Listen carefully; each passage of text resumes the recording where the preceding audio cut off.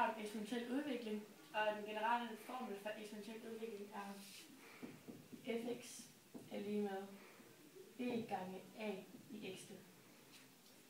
Og vi har fået tildelt en gammel x-værdi, som vi kalder for x0. Og vi skriver lige, at det er den gamle.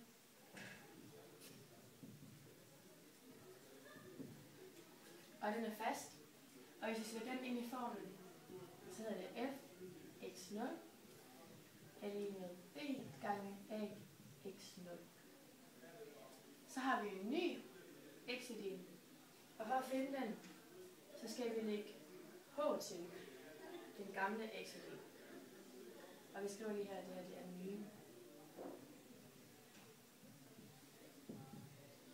Og hvis vi indsætter den i formlen, så hedder det f x0 plus h er lige med b gange a 0.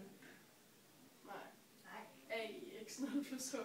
A x0 plus h. Vi har fået tildelt 2 koordinatsæt, og forholdet er, at vi skal finde h og a. 2 den hedder x i 0, og 5 den hedder x i 0 plus h.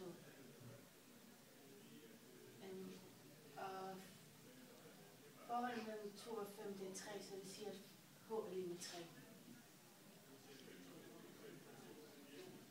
4 det er f af x i 0.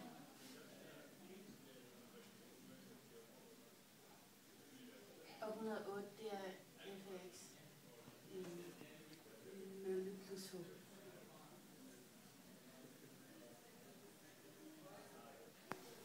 Og nu vil vi så sætte de tal ind i den formel, vi fandt fra undersøgelsen.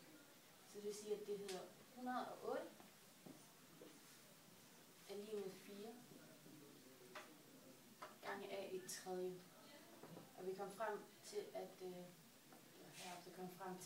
h det er lige med 3. Og så skal vi få a til at stå selv. Så siger vi 108 divideret med 4. Og det giver 27.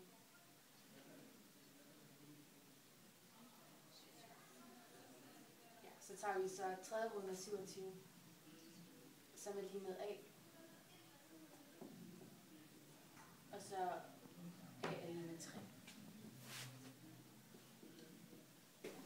Så ved hjælp af koordinatsættene og Sandra og Olivers flotte udregning, som viste, at a er lige med 3, vil vi nu finde b. For at gøre det, vælger vi et koordinatsæt.